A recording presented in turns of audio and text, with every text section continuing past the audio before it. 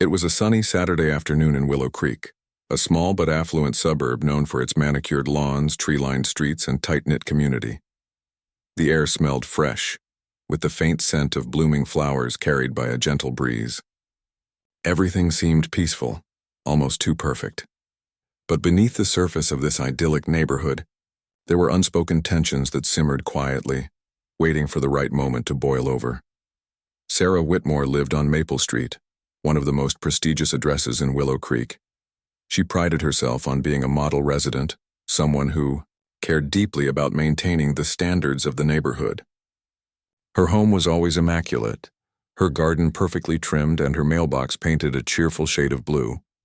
Sarah had lived here for nearly 2 decades, and she liked things just the way they were. Orderly, predictable, and familiar. That day she decided to take her golden retriever Max for a walk around the block. It wasn't unusual for her to do so. She enjoyed these strolls because it gave her a chance to observe the neighborhood and make sure everything was in its proper place.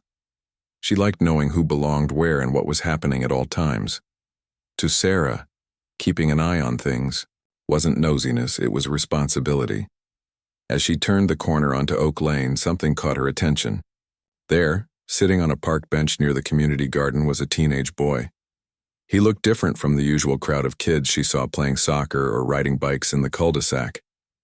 This boy wore a dark hoodie, even though the weather was warm, and he sat slouched slightly, scrolling through his phone. One earbud dangled loosely from his ear, and the faint sound of music drifted toward her as she approached. Sarah slowed her pace, narrowing her eyes as she studied him. He didn't look like anyone she recognized. Most of the teenagers in Willow Creek attended private schools or participated in extracurricular activities organized by parents eager to keep their children busy. But this boy? He didn't fit the mold. His clothes weren't designer brands, and his posture suggested a casual indifference to the rules of decorum Sarah held dear. Her first thought was suspicion. Why was he here? What was he doing? The community garden was a shared space meant for residents to enjoy, not some random stranger to loiter in. And why was he wearing a hoodie on such a warm day? Didn't people know how suspicious that looked? Sarah's mind began racing with scenarios. Maybe he was up to no good. Maybe he was planning to vandalize the garden or steal tools from the shed nearby. Or worse, what if he was casing the neighborhood, looking for houses to break into later? These thoughts swirled in her head, fueled by years of hearing stories about crime in other parts of town. Willow Creek might have been safe, but it wasn't immune to troublemakers, and Sarah believed it was her duty to protect her community. Max tugged gently at his leash, sensing his owner's unease. Sarah tightened her grip and stepped closer, to the bench, pretending to admire the flowers in the garden while secretly observing the boy. Up close, she noticed he was younger than she initially thought, probably around 16 or 17 years old. His skin was dark, a stark contrast to the pale faces she typically saw in the neighborhood. For some reason, this detail stuck out to her more than anything else. She hesitated for a moment, debating whether to say something. Should she ask him directly why he was there? No, that felt risky. What if he got defensive? What if he tried to intimidate her? Better to let the authorities handle it. After all, wasn't that what they were paid to do? With a firm nod to herself, Sarah pulled out her phone and dialed the non-emergency number for the local police department. When the dispatcher answered, Sarah spoke quickly, her voice tinged with urgency. "Hi, yes, I'm calling to report a suspicious person," she said. "There's a young man sitting on a bench near the community garden on Oak Lane. He's wearing a hoodie and looks out of place. I think he might be up to something." The dispatcher asked for clarification, prompting Sarah to elaborate. "Well, I don't recognize him," she explained. "He's definitely not from around here, and honestly, he just seems off. You can never be too careful these days."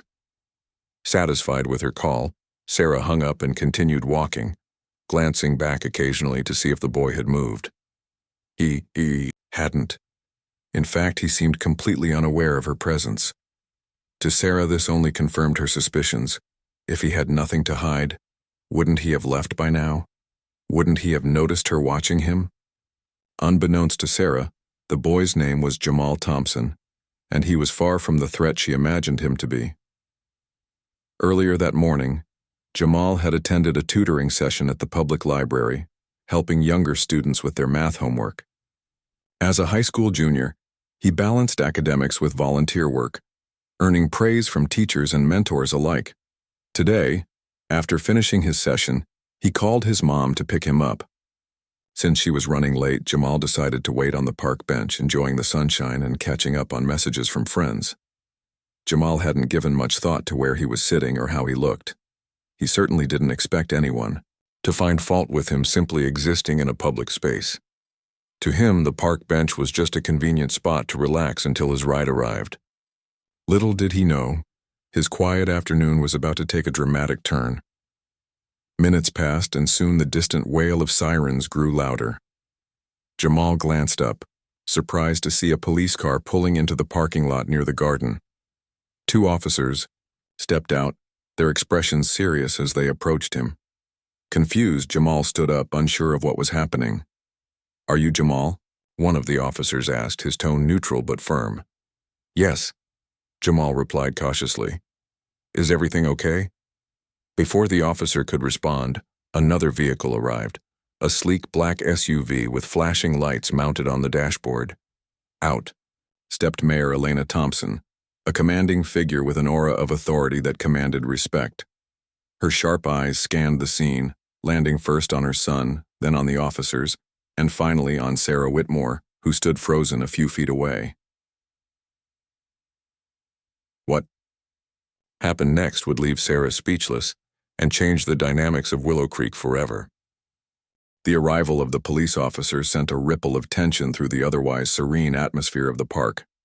Jamal, who had been calmly scrolling through his phone just moments earlier, now stood upright, his posture stiff with confusion and concern.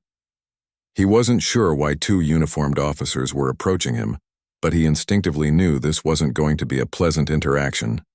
As one of them asked for his name, Jamal answered politely, his voice steady despite the unease creeping into his chest. "Are you Jamal?" the taller officer repeated, his tone firm yet not unkind. "Yes, sir," Jamal replied, meeting the officer's gaze directly. "Is there something wrong?" Before the officer could respond, a second vehicle pulled up, a sleek black SUV with subtle lights flashing on its dashboard. The sight of it caught everyone off guard, including the officers themselves. Out stepped Mayor Elena Thompson, her presence commanding attention immediately. Dressed in a tailored blazer and heels, she exuded authority and confidence. Her expression was calm, but her eyes betrayed a simmering intensity that made people pause. Jamal's face lit up with relief when he saw his mother. "Mom," he called, out, taking a step toward her. Mayor Thompson didn't respond right away. Instead, she scanned the scene carefully, her sharp gaze moving from Jamal to the officers and finally landing on Sarah Whitmore, who stood awkwardly nearby with her dog, tugging at its leash. For a brief moment, time seemed to freeze as Sarah locked eyes with the mayor. Recognition dawned on her face almost instantly. She realized, perhaps too late, exactly who Jamal's mother was. "What is going on here?" Mayor Thompson demanded, her voice cutting through the air like a knife. It wasn't loud, but it carried an undeniable weight that silenced everyone within earshot. One of the officers hesitated before speaking. "Ma'am, we received a call about a suspicious individual loitering near the community garden. We're just trying to verify." "Suspicious?" Mayor Thompson interrupted, raising an eyebrow. Her tone softened slightly as she turned to Jamal. "Son, did you do anything wrong?" "No, Mom," Jamal said firmly, shaking his head. "I was just waiting for you. I finished my tutoring session at the library, and you told me to wait here." Mayor Thompson nodded slowly, absorbing his words. Then, with deliberate calmness, she addressed the officers again. "My son is a student at Willow Creek High School. He spends his Saturdays volunteering as a tutor for younger kids. Does that sound suspicious to either of you?" The officers exchanged glances, clearly uncomfortable. They hadn't expected this situation to escalate so quickly, or involve someone of Mayor Thompson's stature. One of them cleared his throat and gestured vaguely toward Sarah. "We were responding to a report from this woman," he explained, pointing at Sarah. All eyes shifted to Sarah, whose face flushed bright red. She clutched Max's leash tightly, her knuckles turning white. For a few seconds, she seemed unable to speak. When she finally found her voice, it came out stuttered and defensive. I didn't mean any harm," she stammered, avoiding direct eye contact with Mayor Thompson. "I was just concerned. He looked out of place, and I thought it was better to be safe than sorry." "Out of place?" Mayor Thompson echoed, her tone icy now. She took a step closer to Sarah, forcing the other woman to look at her. "What exactly about my son made him seem out of place? Was it because he was sitting quietly? Because he was wearing a hoodie? Or was it because of the color of his skin?" Sarah flinched visibly at the last question, her mouth opening and closing like a fish gasping for air. She couldn't deny the implication behind Mayor Thompson's words, nor could she muster a convincing rebuttal. Instead, she mumbled something, incoherent, her cheeks burning hotter than ever. By this point, a small crowd had begun to gather. Neighbors walking their dogs or enjoying the sunshine stopped to watch the unfolding drama. Some recognized Mayor Thompson immediately and whispered among themselves about what they were witnessing. Others snapped photos or recorded videos on their phones, knowing full well that this incident would likely spread beyond the confines of Willow Creek. Jamal stood silently beside his mother, watching the exchange unfold. Though he remained composed, outwardly, his mind raced with emotions. Anger, frustration, embarrassment, but also pride. Pride in his mother, who never backed down from a fight, especially one rooted in injustice. Pride in himself for staying calm despite the absurdity of the situation. Mayor Thompson, meanwhile, refused to let the matter drop. Turning back to the officers, she pressed further. "Can you tell me exactly what information was provided in the report? Was there any mention of criminal activity? Any evidence of wrongdoing?" The officers shifted uncomfortably, clearly aware of how poorly this entire scenario reflected on them. "Not specifically, ma'am," one admitted reluctantly. "But given the nature of the complaint, we felt it necessary to investigate." "And what would have happened if I hadn't shown up?" Mayor Thompson countered sharply. "Would you have detained my son, arrested him, humiliated him in front of our neighbors based solely on someone's vague accusation?" Her questions hung, heavy in the air, leaving no room for easy answers. The officers exchanged another glance, their discomfort palpable. One of them muttered an apology, though it sounded hollow even to their own ears. Satisfied that she had made her point, Mayor Thompson turned her attention back to Sarah. "Let me make something very clear," she said, her voice low but laced with steel. "You don't get to decide who belongs in this neighborhood. You don't get to weaponize your privilege against innocent people simply because they don't fit your narrow definition of normal. If you truly cared about safety, you would have approached my son and asked him questions instead of jumping to conclusions and involving the police." Sarah opened her mouth to protest, but no words came out. She looked around at the growing audience, many of whom were glaring at her disapprovingly. Some shook their heads in disappointment. Others whispered harsh criticisms under their breath. Realizing she had no allies in this moment, Sarah muttered another half-hearted apology and hurriedly walked away, dragging Max along with her as the commotion began to die down. Mayor Thompson placed a reassuring hand on Jamal's shoulder. "Are you okay?" she asked softly, her maternal instincts kicking in. Jamal nodded, though his jaw remained clenched. "Yeah, I'm fine," he said. "But Mom, why does stuff like this keep happening? Why can't people just leave us alone?" Mayor Thompson sighed deeply, her expression softening. "I wish I had an easy answer for you, sweetheart. But until we address the root causes of fear and ignorance, situations like this will continue to happen. What matters is how we respond. And today, we responded with strength and dignity." With that, she wrapped an arm around Jamal's shoulders and led him toward the SUV. Behind them, the crowd slowly dispersed, buzzing with conversation about what they had just witnessed. Little did anyone know, this incident was only the beginning of a much larger conversation. one that would reverberate far beyond the borders of Willow Creek. By the time Mayor Elena Thompson and Jamal reached their SUV, the incident in the park had already begun to take on a life of its own. The neighbors who had gathered weren't just whispering among themselves.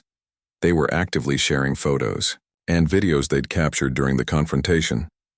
Some uploaded clips to social media platforms, while others sent messages to local news outlets. Within hours, the story spread like wildfire, igniting conversations across Willow Creek and beyond. Back at home, Elena sat Jamal down in the living room, her expression soft but serious. She could see the frustration lingering in his eyes, even though he tried to mask it. "Jamal," she began gently, "I know this wasn't easy for you, but I need you to understand something. What happened today isn't your fault. You didn't do anything wrong." Jamal sighed, leaning back against the couch. "I get that, Mom," he said quietly. "But why does it always feel like we're the ones being put on trial? Why do people look at me and assume the worst?" Elena hesitated, searching for the right words. As a mother, she wanted to shield her son from the harsh realities of the world. But as someone who had spent years fighting systemic inequalities, she knew avoidance wouldn't help him navigate these challenges. "Because fear feeds ignorance," she explained finally. "People are scared of what they don't understand, and instead of learning or asking questions, they jump to conclusions. That's not fair, and it's not right. But it's also not new." Jamal nodded slowly, absorbing her words. Still, the weight of the day pressed heavily on him. He couldn't shake the image of Sarah Whitmore calling the police on him simply because he looked out of place. It wasn't the first time he'd faced prejudice, but each encounter left its mark. Meanwhile, outside their home, the ripple effects of the incident continued to grow.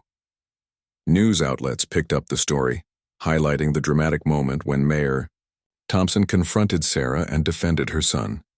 Footage of the altercation went viral, with viewers praising Elena's poise and condemning Sarah's actions. Social media erupted with hashtags like True Justice for Jamal and End Racial Profiling, drawing attention not only to Jamal's experience but also to similar incidents happening nationwide. Local activists quickly organized a rally outside City Hall, calling for accountability and change. They demanded reforms in how law enforcement responded to vague complaints about suspicious individuals, arguing that such calls often disproportionately targeted Black and brown communities. Flyers were distributed throughout Willow Creek, urging residents to attend the event and show solidarity with Jamal and his family. For Sarah Whitmore, however, the aftermath was far less forgiving. By evening, her name and face were plastered all over the internet, thanks to bystanders who had recorded her interaction with Mayor Thompson.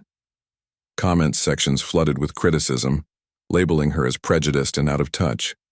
Friends and acquaintances distanced themselves, embarrassed to be associated with her. Even local businesses started refusing service. She was reportedly turned away from her favorite coffee shop after employees recognized her. Overwhelmed by the backlash, Sarah retreated into her home, avoiding public spaces altogether. That night, she drafted a statement, hoping to mitigate the damage. In it, she claimed she never intended harm, and insisted her call to the police stemmed from concern for her community rather than bias. However, her apology lacked sincerity and failed to address the deeper issues at play. When she posted it online, the response was swift and scathing. Critics accused her of deflecting responsibility and failing to acknowledge the harm caused by her actions. Despite the chaos swirling around them, Mayor Thompson remained focused on turning the situation into an opportunity for growth. The next morning, she held a press conference outside City Hall, flanked by members of the City Council and representatives from local advocacy groups. Cameras flashed as reporters jockeyed for position, eager to hear her perspective on the incident. "Yesterday," Elena began, her voice steady and clear, "my son became yet another statistic, a young Black man unfairly targeted because of the color of his skin. This is unacceptable. It happens too often, not just here in Willow Creek, but across our nation. And it must stop." Her words resonated deeply with the crowd, which included both supporters and skeptics. She went on to outline steps the city would take to address racial profiling and promote inclusivity. These measures included mandatory diversity training for police officers, increased funding for youth mentorship programs, and the creation of a task force dedicated to reviewing policies related to 911 calls involving suspicious persons. We cannot undo the pain and humiliation my son endured yesterday, Elena continued, but we can work together to ensure no child or adult has to go through the same thing again. Change starts with acknowledging our biases and committing to do better. I'm asking every resident of Willow Creek to join me in that effort. The audience erupted in applause, many nodding in agreement. Among them were Jamal and his friends who had come to support the mayor. Seeing his mom standing tall and unwavering filled Jamal with pride. For the first time since the incident, he felt hopeful, not just for himself but for the broader impact this moment might have. Not everyone in Willow Creek shared this sentiment, however. Some residents bristled at Elena's remarks, viewing them as divisive or overly critical. A small group of vocal opponents argued that Sarah Whitmore had every right to call the police if she felt uneasy, regardless of whether her fears were justified. Letters to the editor poured into the local newspaper, defending Sarah and accusing the mayor of exploiting the situation for political gain. These dissenting voices added fuel to the fire, intensifying the debate within the community. Yet even amid the tension, one thing became clear. The incident had forced Willow Creek to confront uncomfortable truths about itself. Long-held assumptions and unspoken biases were now laid bare, demanding acknowledgement and action. As the days passed, the conversation shifted from outrage to reflection. Local schools hosted workshops on implicit bias, encouraging students to examine their own perceptions and challenge stereotypes. Churches and community centers organized dialogue sessions, bringing together residents from different backgrounds to share experiences and build understanding. Slowly but surely, seeds of change began to take root. For Jamal, returning to school after the incident required courage.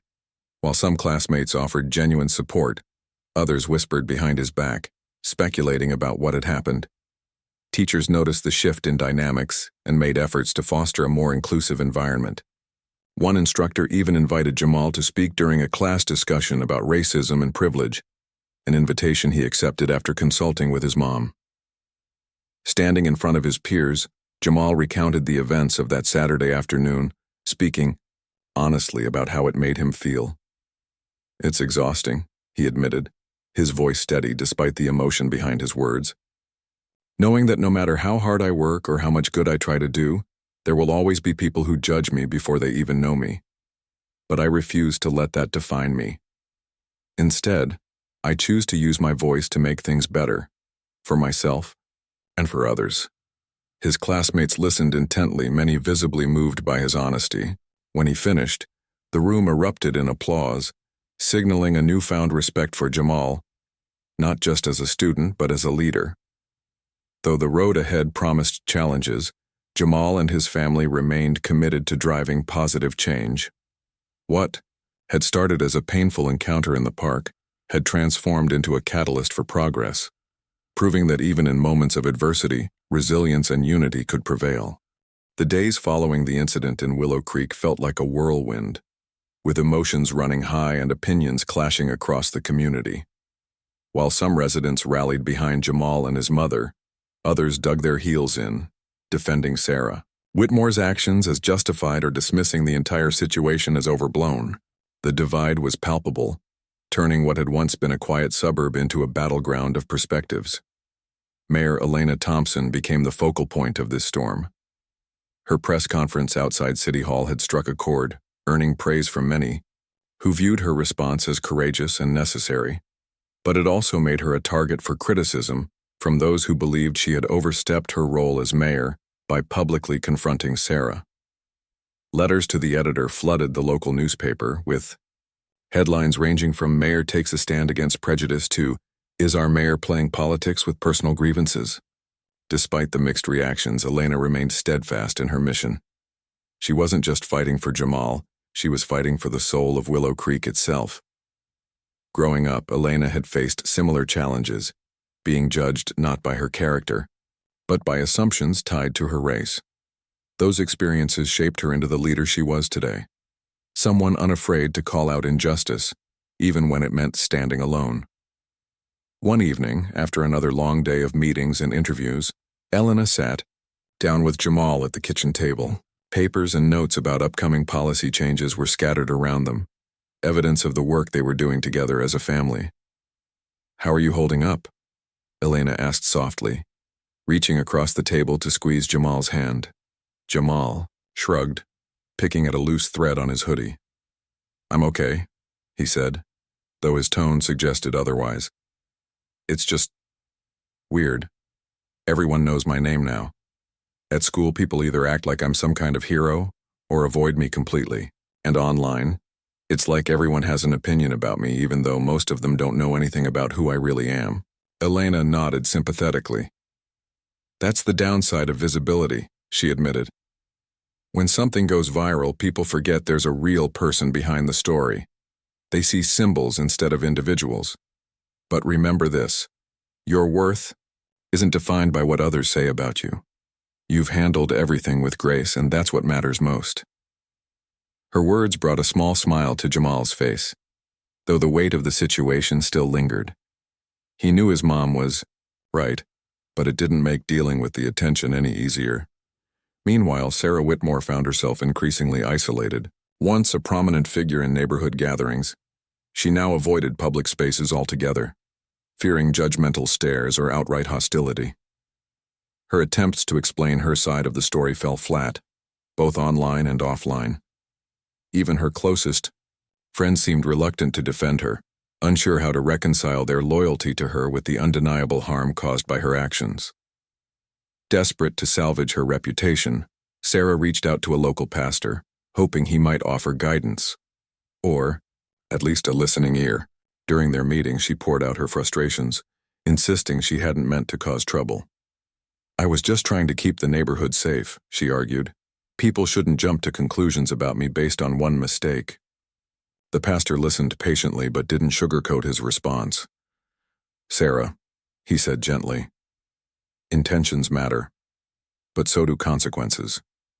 Whether you meant harm or not, your actions hurt someone. Acknowledging that is the first step toward healing, not just for you, but for the community as a whole." His advice left Sarah feeling conflicted. On one hand, she understood the logic of his words. On the other, admitting fault felt like surrender, a confirmation of the accusations leveled against her. Still, she resolved to try again, drafting a second apology letter that was more heartfelt than her first attempt. This time, she acknowledged the impact of her actions and expressed remorse without qualifiers. While Sarah worked to repair her fractured relationships, the broader community grappled with its own reckoning. The rally, organized by activists, drew hundreds of attendees, many carrying signs with messages like "Stop Racial Profiling" and "Justice Starts Here." Speakers included civil rights leaders, educators, and even teenagers sharing personal stories of discrimination. Jamal attended alongside his mother, drawing applause when he briefly addressed the crowd. "I didn't ask for this to happen," he told the audience, his voice steady despite the nerves fluttering in his chest. "But if my experience can help spark change, if it can make people think twice before jumping to conclusions, then maybe something good can come out of all this." His speech resonated deeply, inspiring cheers and chants that echoed through the streets of Willow Creek. For the first time in days, hope began to outweigh anger. In the weeks that followed, tangible progress emerged. The police department announced plans to implement mandatory diversity training for all officers, emphasizing de-escalation techniques and cultural sensitivity. A new hotline was established for residents to report concerns about racial profiling, ensuring complaints would be reviewed independently rather than dismissed outright. Local schools introduced workshops on implicit bias, encouraging students to examine their assumptions and challenge stereotypes. Even businesses joined the effort, pledging to create more inclusive environments for employees and customers alike. One cafe owner hung a sign in her window reading, "Everyone belongs here," sparking a trend among neighboring shops. Slowly but surely, Willow Creek began to transform, not perfectly but purposefully. Yet not everyone welcomed these changes. A vocal minority continued to resist, accusing the mayor and activists of pushing a divisive agenda. Some even accused Jamal of exaggerating the incident for attention, though such claims lacked credibility given the overwhelming evidence captured on video. These dissenting voices reminded everyone that progress rarely came without pushback. But they also underscored the importance of persistence. For Jamal, navigating this new reality required resilience. Friends who had once been distant started reaching out, offering support and solidarity. Teachers went out of their way to ensure he felt valued and heard. Even strangers approached him in public, thanking him for speaking out and expressing admiration for his courage. Still, there were moments when doubt crept in. Late one night, as Jamal scrolled through social media, he stumbled upon a comment thread debating the incident. Most posts supported him, but a few were cruel, questioning his motives and mocking his frustration. Reading those words stung, reminding him that not everyone saw him as human. Elena noticed the sadness in his eyes when he finally closed his laptop. Sitting beside him on the couch, she wrapped an arm around his shoulders. "You don't have to read those things," she said firmly. "Their ignorance doesn't define you. What defines you is how you respond. With strength, dignity, and love." Jamal leaned into her embrace, finding comfort in her warmth. "I just wish it didn't have to be so hard," he murmured. "I know, sweetheart," Elena replied, brushing a strand of hair from his forehead. "But sometimes the hardest battles are the ones worth fighting. And trust me, you're making a difference even if you can't see it right away." As the weeks turned into months, the ripple effects of the incident continued to shape Willow Creek. Conversations about race and privilege became commonplace, no longer confined to hushed whispers or heated arguments. New friendships formed across cultural lines, bridging gaps that had long existed unnoticed. Though challenges remained, the community took meaningful steps toward becoming a place where everyone truly belonged. And through it all, Jamal stood, tall, refusing to let fear or prejudice dim his light. With his mother by his side, he proved that even in the face of adversity, courage and compassion could pave the way for lasting change. As the weeks passed, Willow Creek began to settle into a new rhythm, one marked by reflection, growth, and cautious optimism. The incident involving Jamal and Sarah Whitmore had shaken the community to its core, forcing residents to confront uncomfortable truths about themselves and their neighbors. While tension still simmered beneath the surface, there was an undeniable sense of momentum driving the town toward change. Mayor Elena Thompson became the face of this transformation, not just locally but nationally. Her handling of the situation earned her widespread acclaim, with national news outlets praising her leadership and commitment to justice. Invitations poured in for interviews, panel discussions, and speaking engagements, all eager to hear her perspective on racial profiling and systemic inequality. Yet despite the growing spotlight, Elena remained grounded, focusing her energy on tangible reforms within Willow Creek. One of her first priorities was working closely with the police department to overhaul its protocols for responding to vague complaints about suspicious individuals. Together, they developed a checklist designed to ensure officers approach such situations with greater care and context. For example, instead of rushing to detain someone based solely on appearance or location, officers were now required to gather more information, asking questions, observing behavior, and considering alternative explanations before taking action. This shift aimed to reduce unnecessary confrontations while fostering trust between law enforcement and the community. Elena also championed the creation of a civilian oversight board tasked with reviewing cases of alleged racial profiling.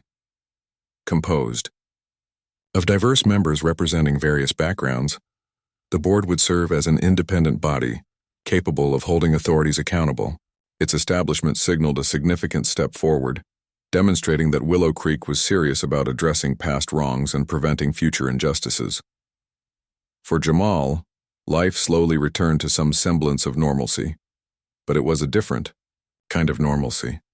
He couldn't walk through the neighborhood without being recognized, and strangers often stopped him to express support or share their own experiences with discrimination. At school, he found himself thrust into a leadership role, invited to join student-led initiatives focused on promoting inclusivity and understanding. Though initially hesitant, Jamal embraced these opportunities, realizing that his voice carried weight and that he could use it to make a difference. Still, the attention wasn't always easy to navigate. Some days, Jamal felt like he was living under a microscope, with every word and action scrutinized by others. Online trolls continued to harass him sporadically, leaving hateful comments beneath articles or videos featuring his story. Each time, Jamal resisted the urge to engage, reminding himself that their words reflected their ignorance, not his worth. His mother's advice echoed in his mind. Their opinions don't define you. Despite the challenges, Jamal discovered unexpected joys along the way. Through his involvement in advocacy work, he connected with peers who shared his passion for social justice. Together, they organized events like workshops, film screenings, and art exhibits highlighting issues of race and identity. These activities brought people together, sparking meaningful conversations and forging bonds across generations. For Jamal, seeing his efforts inspire others filled him with a profound sense of purpose. Meanwhile, Sarah Whitmore struggled to rebuild her life. The backlash she faced proved relentless, with many residents refusing to forgive or forget her actions. Local businesses continued to deny her service, and invitations to neighborhood gatherings dwindled to nothing. Even her dog, Max, seemed to sense her distress, whining softly whenever she paced anxiously around the house. Isolated and humiliated, Sarah sank into a deep depression, questioning whether she would ever be able to repair the damage she had caused. Yet amidst her despair, glimmers of hope emerged. The pastor she had confided in earlier encouraged her to volunteer at a nearby shelter, suggesting that acts of service might help her reconnect with the community. Reluctantly, Sarah agreed, unsure if anyone would welcome her presence. To her surprise, however, the staff and patrons treated her kindly, focusing on her contributions rather than her past mistakes. Over time, volunteering became a lifeline for Sarah, a way to channel her guilt into something positive and rediscover her humanity. Back in Willow Creek, the ripple effects of the incident extended far beyond individual lives. Schools implemented new curricula emphasizing diversity and empathy, teaching students to celebrate differences rather than fear them. Churches hosted interfaith dialogues, bringing together congregants from varied backgrounds to break bread and build bridges. Businesses adopted inclusive hiring practices, ensuring representation at all levels of operation. Slowly but surely, the fabric of the community began to change, for the better. Even so, resistance persisted. A small but vocal group of residents refused to accept the changes, viewing them as threats to their way of life. They accused Mayor Thompson of prioritizing political correctness over safety, claiming that initiatives like the Civilian Oversight Board undermined law enforcement. Flyers opposing these measures appeared on lampposts and mailboxes, urging citizens to take back our town. These dissenting voices sparked heated debates during city council meetings, where emotions ran high on both sides. Supporters of reform argued passionately for accountability and equality, while opponents clung stubbornly to tradition and skepticism. Despite the tension, Elena maintained her composure, using each meeting as an opportunity to educate and persuade. She reminded everyone that progress rarely came without friction, and that true unity required effort from all parties involved. By the end of the year, Willow Creek bore little resemblance to the insular suburb it had once been. Conversations about race and privilege no longer felt taboo. Instead, they were embraced as essential steps toward healing and growth. Residents took pride in their evolving identity, celebrating milestones like the grand opening of a multicultural center and the launch of a mentorship program pairing teens with adult role models from diverse fields.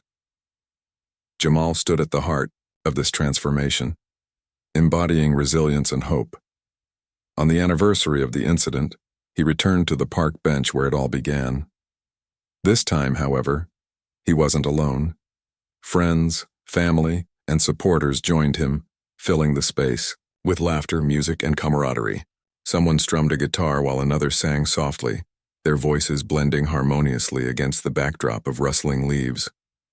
As Jamal looked around, he felt a surge of gratitude, not just for how far they'd come, but for the journey ahead. He knew the road to true equality wouldn't be smooth or short, but surrounded by loved ones and allies, he believed anything was possible. With his mother standing proudly beside him, Jamal raised a toast to the future, a future shaped by courage, compassion, and collective action. And though whispers of division lingered in corners of Willow Creek, they no longer drowned out the chorus of voices calling for unity. Together, the community had proven that even in the face of adversity, change was not only possible, it was inevitable. Months after the incident that had shaken Willow Creek to its core, the town began to settle into a new rhythm. The scars of division were still visible in some corners, but the seeds of healing and progress had taken root. For Jamal Thompson, life felt different. Not perfect, but undeniably transformed. What had once been an ordinary Saturday afternoon waiting for his mom had turned into a defining moment, not just for him, but for the entire community. On a crisp autumn morning, Jamal returned to the park bench where it all began. This time, though, he wasn't alone. Friends, classmates, teachers, and even strangers who had followed his story gathered around him, creating an atmosphere of warmth and celebration. A local musician played soft chords on his guitar, while others shared stories about how Jamal's courage had inspired them. It was as if the park bench, once a symbol of suspicion and conflict, had become a beacon of hope and resilience. Jamal stood up to speak, his voice steady despite the weight of emotion swelling inside him. When this happened, he began, gesturing vaguely at the space around him. I didn't think anything good could come out of it. I thought it would be another reminder of how unfair things can be. But now, looking at all of you here today, I realize something important. Change is possible when we stand together. His words resonated deeply with those present. Many nodded in agreement, their faces reflecting a mix of pride and determination. Among the crowd was Sarah Whitmore, standing quietly at the edge of the gathering. She had debated whether to attend, unsure if she'd be welcomed. But something inside her, a desire to understand, to make amends, had compelled her to show up. When Jamal glanced in her direction, he paused briefly before continuing. We're not defined by our mistakes, he said, his gaze lingering on Sarah for a moment. What matters is what we do next, and I believe everyone deserves a chance to grow. Sarah lowered her head, tears welling up in her eyes. She hadn't expected forgiveness, at least not so soon. But hearing Jamal's words gave her a glimmer of redemption. After months of volunteering at the shelter and engaging in difficult conversations with neighbors, she finally felt like she might belong again. Not fully, perhaps, but enough to start rebuilding trust. Mayor Elena Thompson watched the scene unfold with quiet satisfaction.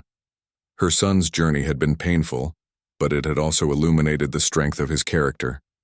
More importantly, it had sparked meaningful change throughout Willow Creek. The reforms she had championed, diversity, training for police officers, the Civilian Oversight Board, and initiatives promoting inclusivity, were beginning to bear fruit. Reports of racial profiling dropped significantly, and residents reported feeling safer and more connected than ever before. Still, Elena knew the work was far from over. During a town hall meeting held later that week, she addressed the community with her usual blend of authority and compassion. Progress isn't a destination, she reminded everyone. It's a process. We've taken important steps, but there will always be challenges ahead. Our job is to keep listening, learning, and growing, together. The audience erupted in applause, many rising to their feet in gratitude.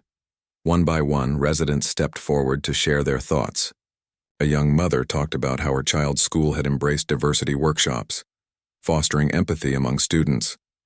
An elderly man recounted attending interfaith dialogues at his church, which had helped him see his Muslim neighbors in a new light. Even skeptics who had initially opposed the reforms admitted they were starting to notice positive shifts in the community. Outside the town hall, activists handed out flyers announcing upcoming events aimed at sustaining momentum. There were plans for a youth summit focused on leadership and advocacy, a cultural festival celebrating the town's diversity, and a storytelling project documenting personal experiences with prejudice and resilience. Each initiative served as a reminder that Willow Creek's transformation was ongoing and that everyone had a role to play. For Jamal, the months following the incident brought opportunities he never could have imagined. Local organizations invited him to speak at conferences and panel discussions, eager to hear his perspective on overcoming adversity. Teachers praised his leadership in organizing student-led initiatives, and peers looked to him as a role model. Yet despite the accolades, Jamal remained humble, always quick to credit others for their support and encouragement. One evening, as he sat on the porch with his mom, Jamal reflected on everything that had happened. "Do you ever wonder what would have happened if you hadn't shown up that day?" he asked, his tone thoughtful. Elena smiled softly, leaning back in her chair. "I try not to think about what-ifs," she replied. "What matters is what did happen, and how we responded. You handled yourself with incredible grace, Jamal. That's something no one can take away from you."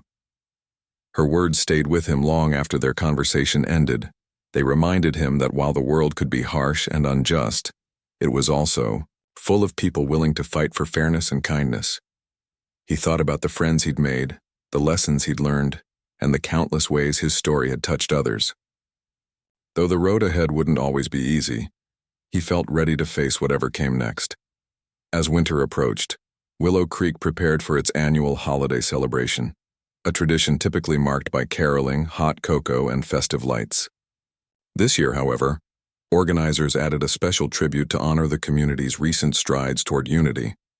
At the center of the event stood a massive mural painted by local artists, depicting scenes of collaboration and inclusion. Prominently featured was a portrait of Jamal sitting on the park bench, surrounded by symbols of hope and progress. On the night of the celebration, families gathered in the town square, their breaths forming clouds in the chilly air. Children dashed between stalls selling handmade crafts, while adults exchanged hugs and laughter. As fireworks lit up the sky, Mayor Thompson took the stage to address the crowd one last time. "This has been a year of challenges and triumphs," she said, her voice ringing clear above the cheers. "But through it all, we've proven that love and understanding can overcome fear and division. Let's carry that spirit forward, not just during the holidays, but every single day." The crowd roared in approval, their applause echoing through the frosty night. Jamal stood beside his mom, watching the display with a sense of quiet pride.